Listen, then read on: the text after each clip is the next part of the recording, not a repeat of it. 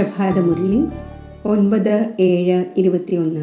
ബാബ പറയുന്നു, മധുരമായ കുട്ടികളെ, നിങ്ങളുടെ കേടായി പോയതിനെ നേരെയാക്കുന്നവൻ, അതായത് ഭാഗ്യത്തെ ഉണ്ടാക്കുന്നവൻ ഒരു ബാബയാണ്. ആ ഒന്ന് നിങ്ങൾക്ക് നോളജ് നൽകി ഭാഗ്യശാലി ആക്കി മാറ്റുന്നു. ചോദ്യം: കുട്ടികളായ നിങ്ങളുടെ ഈ ആത്മീയ ഭട്ടിയുടെ ഒരു നിയമം ഏതാണ്?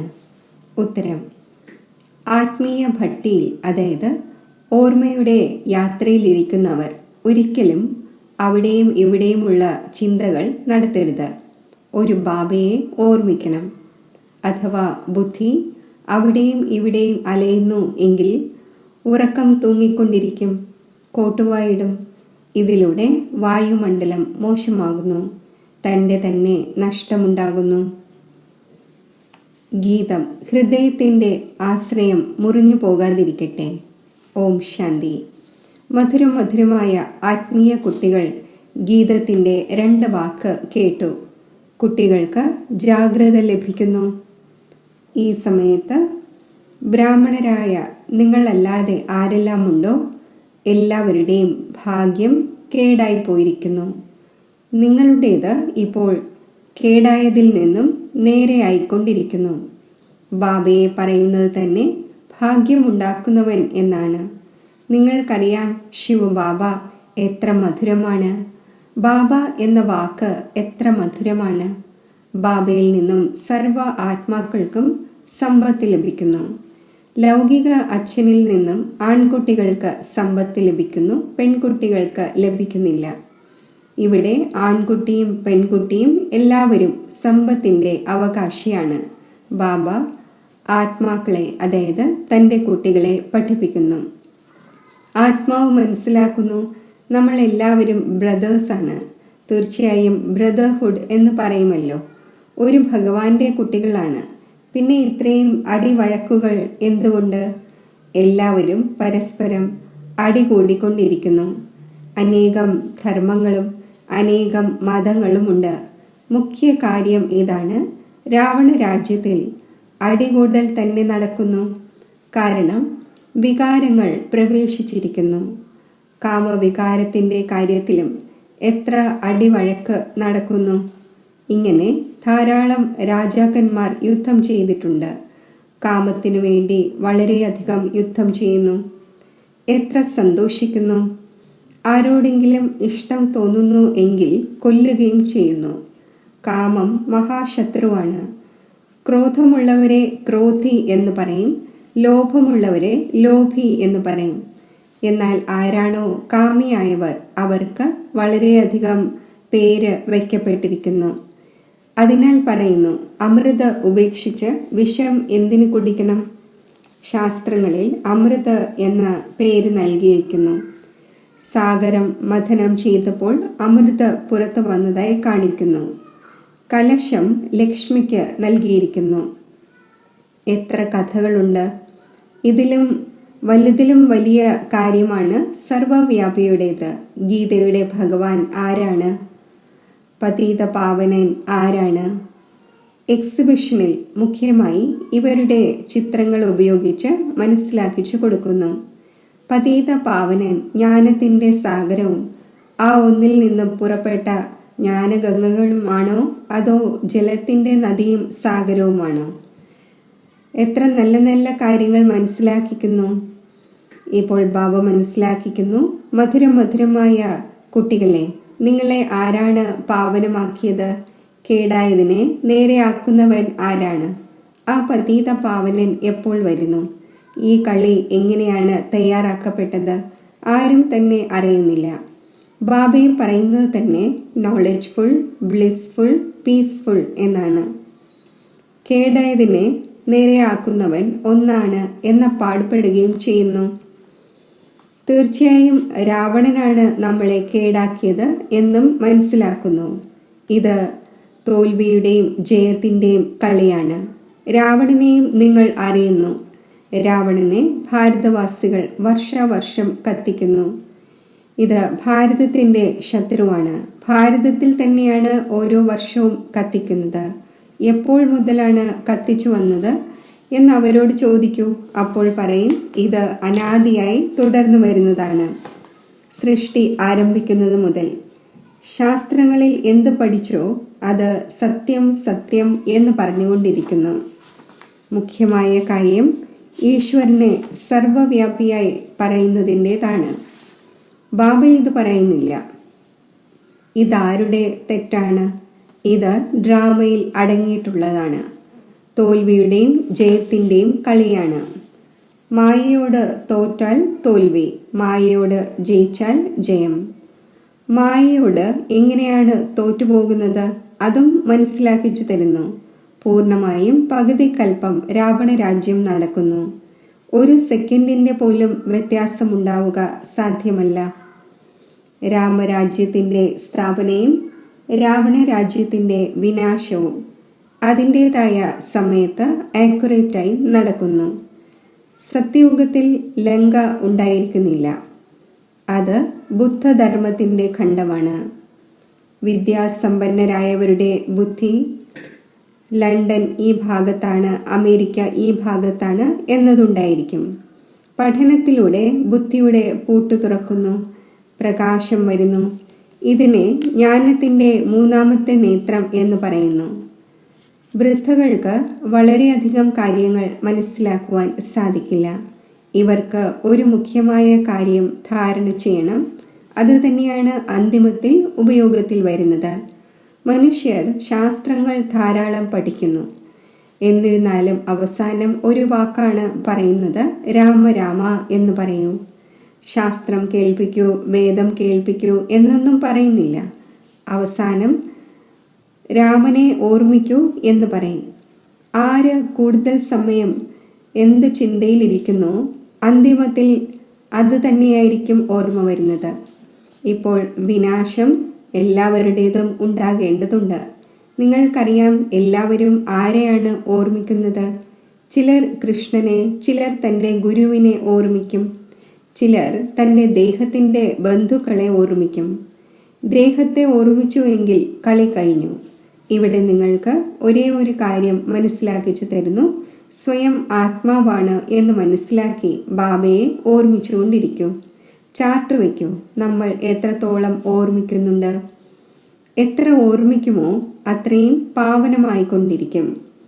ഗംഗയിൽ സ്നാനം ചെയ്യുന്നതിലൂടെ പാവനമാകും എന്നല്ല, ആത്മാവിൻ്റെ കാര്യമാണല്ലോ. ആത്മാവ് തന്നെയാണ് പതീതവും, ആത്മാവ് തന്നെയാണല്ലോ പാവനവും ആകുന്നത്. ബാബ മനസ്സിലാക്കിച്ചു തന്നു, ആത്മാവ് ഒരു സ്റ്റാറാണ്, ബിന്ദുവാണ്. ഭൃഗുടി മധ്യത്തിൽ നിവസിക്കുന്നു. ആത്മാവാകുന്ന സ്റ്റാർ അതിസൂക്ഷ്മമാണ് എന്ന് പറയുന്നു. കുട്ടികളായ നിങ്ങൾക്ക് തന്നെയാണ് ഈ കാര്യങ്ങൾ മനസ്സിലാക്കുവാൻ സാധിക്കുന്നത്.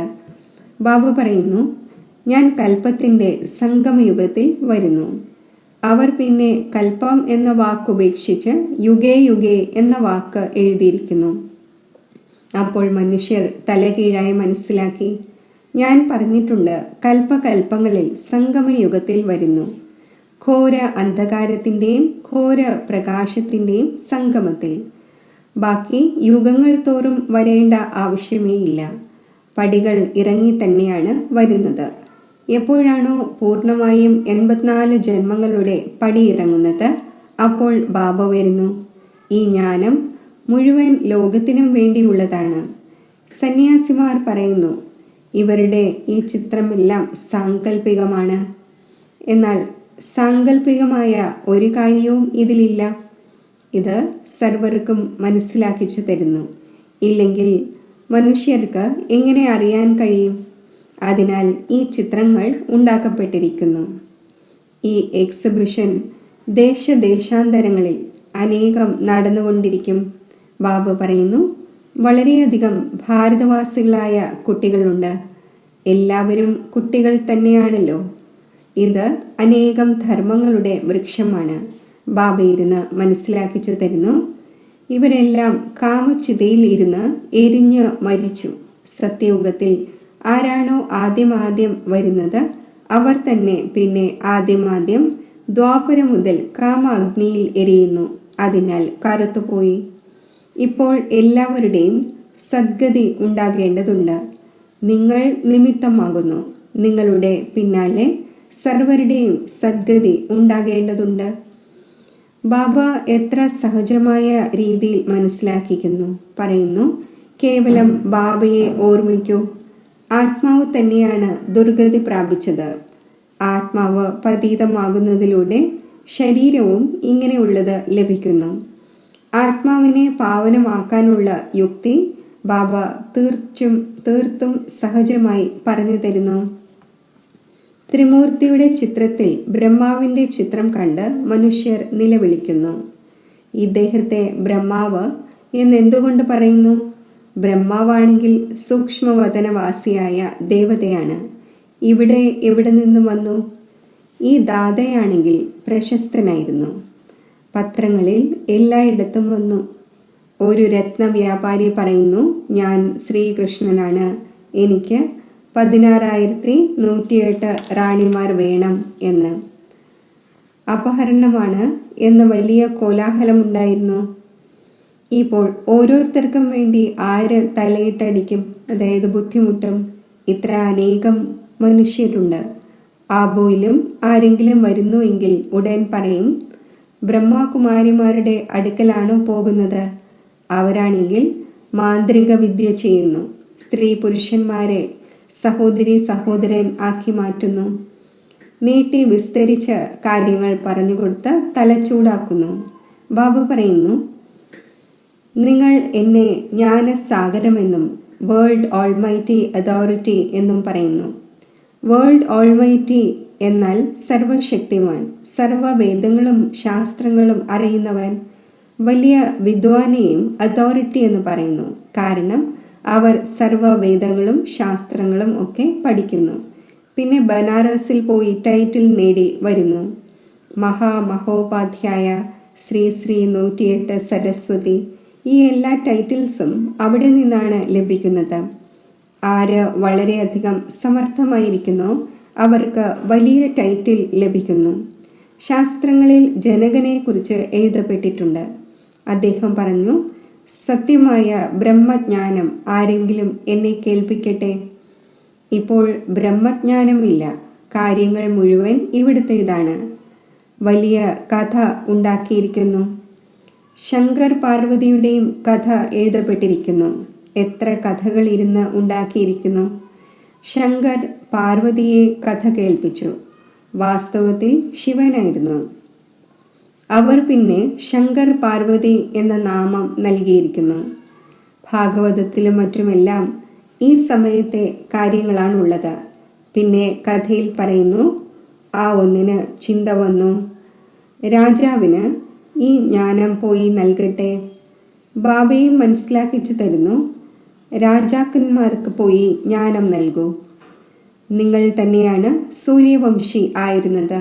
പിന്നെ ചന്ദ്രവംശി, വൈശ്യവംശി, ശൂദ്രവംശിയായി. നിങ്ങളുടെ രാജധാനി തന്നെ സമാപ്തമായിരിക്കുന്നു. ഇപ്പോൾ വീണ്ടും സൂര്യവംശി രാജധാനി നേടണമെങ്കിൽ പുരുഷാർത്ഥം ചെയ്യൂ. രാജയോഗം പഠിപ്പിക്കുന്ന ബാബ വന്നിരിക്കുന്നു. പിന്നെ വന്ന് പരിധിയില്ലാത്ത സ്വരാജ്യം നേടൂ. രാജാക്കന്മാരുടെ അടുക്കലും വളരെയധികം കത്തുകൾ പോകുന്നു. പിന്നെ അവർക്ക് ലഭിക്കുന്നതൊന്നുമില്ല. അവരുടെ പ്രൈവറ്റ് സെക്രട്ടറിയാണ് കത്തുകൾ നോക്കുന്നത്. എത്ര കത്തുകൾ വലിച്ചെറിയുന്നു. അങ്ങനെയുള്ള ഏതെങ്കിലും ആവശ്യമുള്ള കാര്യമാണെങ്കിൽ രാജാവിനെ കാണിക്കുന്നു. അഷ്ടാവക്രൻ സെക്കൻഡിൽ ജനകന് ജീവൻ മുക്തിയുടെ സാക്ഷാത്കാരം ചെയ്യിച്ചതായി പറയുന്നു. ഇതും ഇപ്പോഴത്തേതാണ്. ഇപ്പോൾ ബാബ എത്ര നല്ല രീതിയിലിരുന്ന് നിങ്ങൾക്ക് മനസ്സിലാക്കിക്കുന്നു. മനസ്സിലാക്കുന്നവരല്ല എങ്കിൽ അവർ ഇവിടെയും അവിടെയും നോക്കിക്കൊണ്ടിരിക്കും. ബാബ ഉടൻ മനസ്സിലാക്കുന്നുണ്ട്. അവരുടെ ബുദ്ധിയിൽ ഒന്നും ഇരിക്കുന്നില്ല. ബാബ 4 ഭാഗത്തും നോക്കുന്നുമുണ്ട്. എല്ലാവരും നല്ല രീതിയിൽ കേൾക്കുന്നുണ്ടോ? ഇവരുടെ ബുദ്ധി എവിടെ അലഞ്ഞുകൊണ്ടിരിക്കുന്നു? കോട്ടുവായിട്ടുകൊണ്ടിരിക്കുന്നു. ജ്ഞാനം ബുദ്ധിയിൽ ഇരിക്കുന്നില്ല എങ്കിൽ ഉറക്കം തൂങ്ങിക്കൊണ്ടിരിക്കും. നഷ്ടമുണ്ടാകുന്നു. കറാച്ചിയിൽ ഈ കുട്ടികളുടെ ഭട്ടി ഉണ്ടായിരുന്നു. ആരെങ്കിലും ഉറക്കം തൂങ്ങുമായിരുന്നു എങ്കിൽ പിന്നെ ഉടൻ പുറത്താക്കുമായിരുന്നു. നമ്മൾ തന്നെയാണ് ഇരുന്നത്. പുറത്തുള്ള ആരും വരുമായിരുന്നില്ല. തുടക്കത്തിൽ ഇവരുടെ വലിയ പാർട്ട് നടന്നു. നീണ്ട ഹിസ്റ്ററിയാണ്. തുടക്കത്തിൽ പെൺകുട്ടികൾ വളരെയധികം ധ്യാനത്തിൽ പോകുമായിരുന്നു. ഇന്ദ്രജാലമാണ് എന്നിപ്പോൾ വരെയും പറഞ്ഞുകൊണ്ടിരിക്കുന്നു. പരംപിതാ പരമാത്മാവിനെ ഇന്ദ്രജാലക്കാരൻ എന്ന് പറയുന്നല്ലോ. ഇന്നയാൾക്ക് വളരെ സ്നേഹമുണ്ട് എന്ന് ശിവബാബ കാണുമ്പോൾ നോക്കുമ്പോൾ തന്നെ ഉടൻ ധ്യാനത്തിലേക്ക് പോകുന്നു. വൈകുണ്ഠം ഭാരതവാസികൾക്ക് വളരെ പ്രിയപ്പെട്ടതാണ്. ആരെങ്കിലും മരിക്കുകയാണ് എങ്കിലും പറയുന്നു വൈകുണ്ഠവാസിയായി, സ്വർഗവാസിയായി. ഇപ്പോൾ ഇത് നരകം തന്നെയാണ്. എല്ലാവരും നരകവാസിയാണ്. അതിനാലാണ് പറയുന്നത് ഇന്നയാൾ സ്വർഗവാസിയായി. എന്നാൽ സ്വർഗത്തിലേക്ക് ആരും പോകുന്നതേയില്ല. ഇപ്പോൾ കേവലം നിങ്ങളാണ് ഇതറിയുന്നത്. നമ്മൾ സ്വർഗവാസിയായിരുന്നു, പിന്നെ 84 ജന്മമെടുത്ത് നരകവാസി ആയിരിക്കുന്നു. ഇപ്പോൾ വീണ്ടും ബാബ സ്വർഗവാസി ആക്കിക്കൊണ്ടിരിക്കുന്നു. സ്വർഗത്തിൽ രാജധാനിയാണുള്ളത്. രാജധാനിയിൽ വളരെയധികം പദവികളുണ്ട്. പുരുഷാർത്ഥം ചെയ്ത് നരനിൽ നിന്നും നാരായണൻ ആകേണ്ടതുണ്ട്. നിങ്ങൾക്കറിയാം, ഈ മമ്മയും ബാബയും ഭാവിയിൽ ലക്ഷ്മി നാരായണനാകുന്നു. ഇപ്പോൾ പുരുഷാർത്ഥം ചെയ്തുകൊണ്ടിരിക്കുന്നു. അതിനാൽ പറയുന്നു ഫോളോ മദർ ഫാദർ. എങ്ങനെയാണോ ഇവർ പുരുഷാർത്ഥം ചെയ്യുന്നത് നിങ്ങളും ചെയ്യൂ. ഇവരും ഓർമ്മയിലിരിക്കുന്നു, സ്വദർശന ചക്രധാരിയാകുന്നു. നിങ്ങൾ ബാബയെ ഓർമ്മിക്കൂ, സമ്പത്തിനെ ഓർമ്മിക്കൂ, ത്രികാലദർശിയാകൂ. നിങ്ങൾക്ക് ഈ മുഴുവൻ ചക്രത്തിൻ്റെയും ജ്ഞാനമുണ്ട്. ഇതിൽ തൽപരരായിരിക്കൂ. മറ്റുള്ളവർക്ക് മനസ്സിലാക്കിച്ചു കൊടുത്തുകൊണ്ടിരിക്കൂ. ഈ സർവീസിൽ തന്നെ മുഴുകിയിരിക്കുമെങ്കിൽ മറ്റേതെങ്കിലും തൊഴിലോ മറ്റോ ഓർമ്മ വരികയില്ല. ശരി, മധുരമധുരമായ സിഖിലതെ കുട്ടികൾക്ക് മാതാവും പിതാവുമായ ബാബ്ദാദയുടെ സ്നേഹസ്മരണകൾ. Good morning. ആത്മീയ അച്ഛൻ്റെ ആത്മീയ കുട്ടികൾക്ക് നമസ്തേ. ധാരണയ്ക്കുള്ള മുഖ്യസാരം: സത്യയുഗത്തിൽ ഉയർന്ന പദവി നേടുന്നതിനായി മാതാപിതാക്കളെ പൂർണ്ണമായും ഫോളോ ചെയ്യണം. അവർക്ക് സമാനം പുരുഷാർത്ഥം ചെയ്യണം. സേവനത്തിൽ തൽപരരായിരിക്കണം. ഏകാഗ്രമായി പഠിക്കണം. ഓർമ്മയുടെ സത്യമായ ചാർട്ട് വയ്ക്കണം. സ്വയം ആത്മാവാണ് എന്ന് മനസ്സിലാക്കി ബാബയെ ഓർമ്മിക്കണം. ദേഹത്തെയും ദേഹധാരികളെയും ഓർമ്മിക്കരുത്. വരദാനം: സദാ കൂട്ടുകെട്ടിൻ്റെ സ്മൃതിയും സാക്ഷി സ്റ്റേജും അനുഭവിക്കുന്ന ശിവമയി ശക്തി കമ്പൈൻഡ് സ്വരൂപമായി ഭവിക്കട്ടെ. ആത്മാവും ശരീരവും രണ്ടും ഒരുമിച്ചാണ്. ഈ സൃഷ്ടിയിൽ പാർട്ടുള്ളതുവരെയും വേർപെടുത്തുവാൻ ആകില്ല. അതേപോലെ തന്നെ ശിവനും ശക്തിയും രണ്ടും തമ്മിൽ ഇത്രയും ആഴത്തിലുള്ള ബന്ധമുണ്ട്. ആരാണോ സദാ ശിവമയി ശക്തി സ്വരൂപത്തിൽ സ്ഥിതി ചെയ്ത് നടക്കുന്നത്, അപ്പോൾ അവരുടെ സ്നേഹത്തിൽ മായയ്ക്ക് വിഘ്നമിടുവാൻ സാധിക്കില്ല. അവർ സദാ കൂട്ടുകെട്ടിൻ്റെയും സാക്ഷി സ്റ്റേജിൻ്റെയും അനുഭവം ചെയ്യുന്നു. സാകാരത്തിൽ ഒരാൾ കൂടെ ഉള്ളതുപോലെ അനുഭവം ഉണ്ടാകുന്നു. സ്ലോഗൻ: നിർവിഘ്നവും ഏകരസവുമായ സ്ഥിതി അനുഭവിക്കുന്നതിനായി ഏകാഗ്രത അഭ്യസിക്കൂ. ഓം ശാന്തി.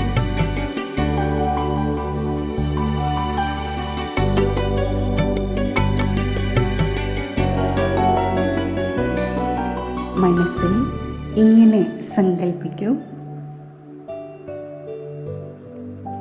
സൂക്ഷ്മ നക്ഷത്രം പോലെ തിളങ്ങുന്ന പ്രകാശ ബിന്ദു സ്വരൂപമായ ഞാൻ ആത്മാവ് പുരിക മധ്യത്തിൽ ഭൃഗുടിയിൽ വിരാജിക്കുന്നു.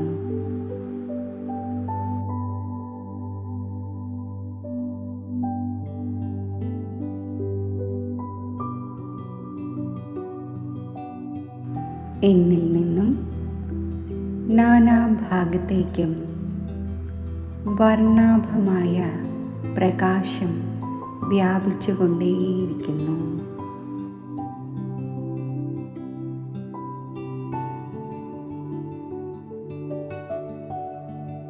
ബുദ്ധിയിൽ തൻ്റെ ഈ അതിസൂക്ഷ്മ ആത്മസ്വരൂപത്തെ കാണൂ.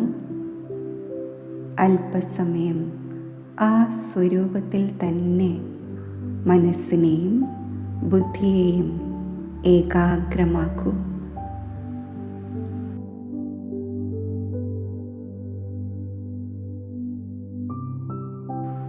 പിന്നെ മനസ്സിൽ ഈ സങ്കല്പം രചിക്കൂ. ആത്മാവായ ഞാൻ സൂക്ഷ്മ പ്രകാശ ശരീരത്തിൽ സ്ഥിതി ചെയ്യുന്നു.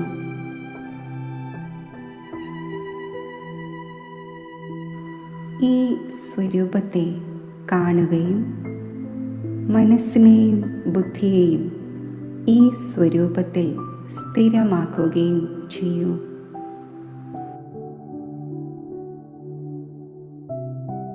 ചിന്തിക്കൂ, സൂക്ഷ്മ ശരീരധാരിയായ ഞാൻ ആത്മാവ് സൂക്ഷ്മ ശരീരസഹിതം സ്ഥൂലദേഹത്തു നിന്നും വേർപെട്ട് സൂക്ഷ്മലോകത്തിലേക്ക് പോയിക്കൊണ്ടിരിക്കുകയാണ്. കുറച്ചു സമയം ഇതിൽ ഏകാഗ്രമാക്കൂ.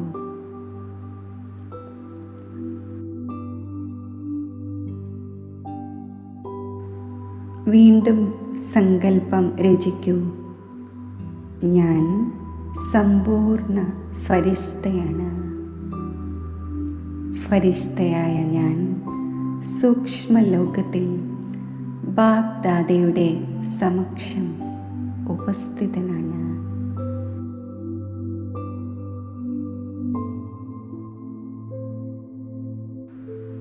ഇപ്രകാരം സൂക്ഷ്മലോകത്തിൽ സൂക്ഷ്മ ശരീരധാരിയായി അവ്യക്ത ബാപ് ദാദയുടെ മുന്നിലിരിക്കുന്നതായി സ്പഷ്ടമായി കാണുകയും അനുഭവിക്കുകയും ചെയ്യൂ.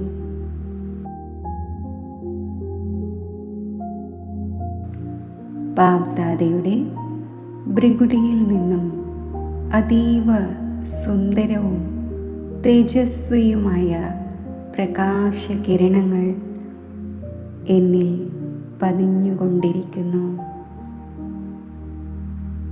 അല്പസമയം ഈ സ്ഥിതിയിൽ ഏകാഗ്രമാകുന്നതിൽ പ്രയത്നിച്ചുകൊണ്ടിരിക്കൂ.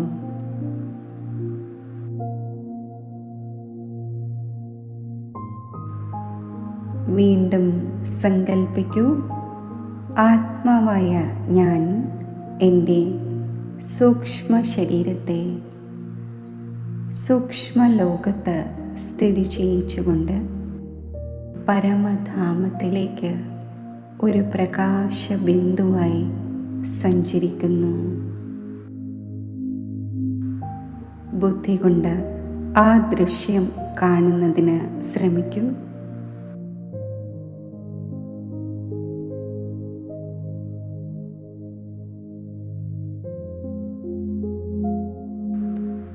സർവത്ര സ്വർണ്ണ ചുവപ്പ് ദിവ്യപ്രകാശം നിറഞ്ഞ ഈ പരമധാമത്തിൽ ജ്ഞാനസൂര്യനായ ശിവ് ബാബയുടെ സമീപം സ്ഥിതി ചെയ്യുന്നതായി വിഭാവന ചെയ്യൂ.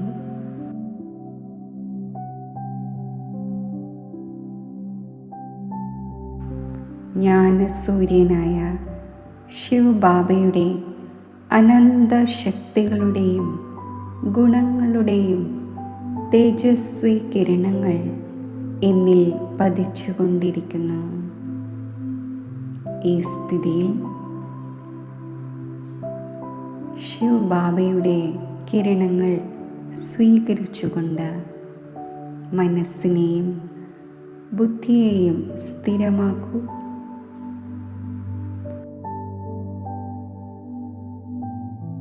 വീണ്ടും മുന്നിൽ ഈ ദൃശ്യം കൊണ്ടുവരൂ.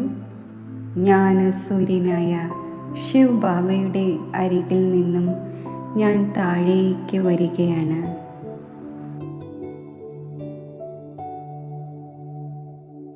സൂക്ഷ്മലോകത്തിൽ വന്ന് എൻ്റെ സമ്പൂർണ്ണ അവ്യക്ത ഫരിഷ്ത രൂപത്തിൽ ഞാൻ പ്രവേശിക്കുന്നു.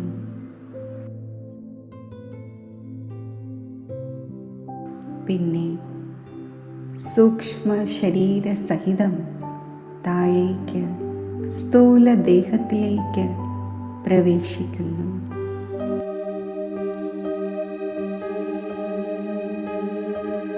ബാബാ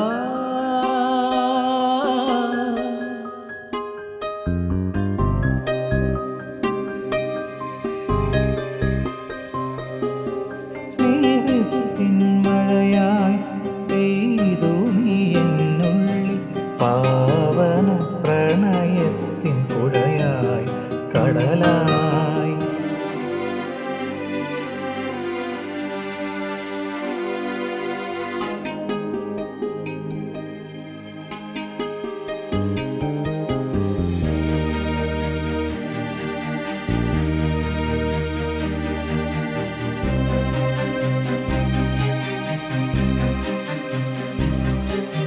സ്നേഹത്തിൻ മഴയായി പെയ്തു നീ എന്നുള്ളിൽ, പാവന പ്രണയത്തിൻ പുഴയായി കടലായി. അലിവോടെ അറിവോടെ അകതാരിൽ നിറയുമി അനുരാഗത്തിരയിൽ അലിയുന്നു ഞാൻ. സ്നേഹത്തിൻ മഴയായി പെയ്തു നീ എന്നുള്ളിൽ, പാവന പ്രണയത്തിൻ പുഴയായി കടലായി.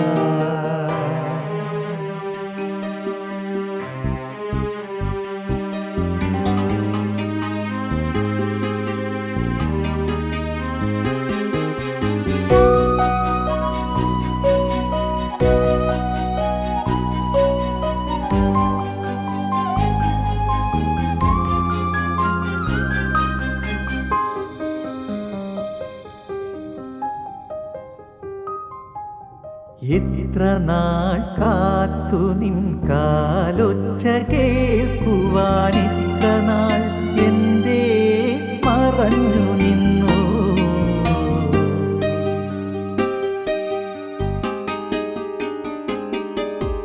എത്ര നാൾ കാത്തു നിൻ കാലൊച്ച കേൾക്കുവാൻ, ഇത്ര നാൾ എന്തേ മറഞ്ഞു നിന്നു. കണ്ണുകളെന്നും കാണാൻ കൊതിച്ചപ്പോൾ, കണ്ണുകളെന്നും കാണാൻ കൊതിച്ചപ്പോൾ, കൺമറയാതിൻ മുന്നിലണഞ്ഞു.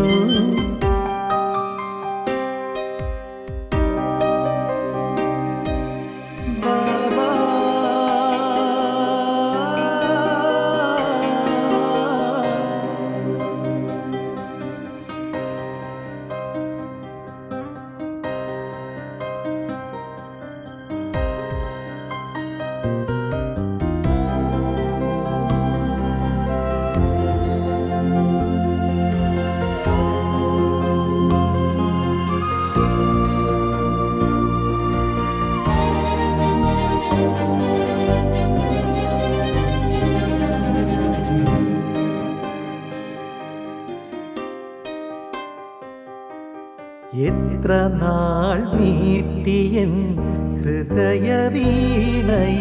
എത്ര നാൾ എന്തേ നീ കേട്ടതില്ല.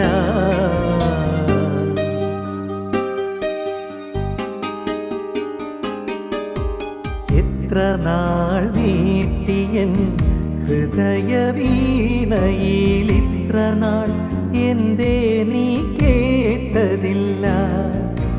മാനസമെന്നും അലിയാൻ കൊതിച്ചപ്പോൾ,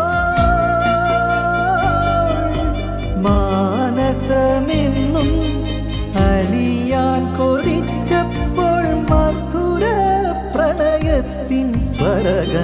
ഗംഗയായി നീ സ്നേഹത്തിൻ മഴയായി പെയ്തു നീ എന്നുള്ളിൽ പാവന പ്രണയത്തിൻ പുഴയായി കടലായി അലിവോടെ അറിവോടെ അകതാരിൽ നിറയുമി അനുരാഗത്തിരയിൽ അലിയും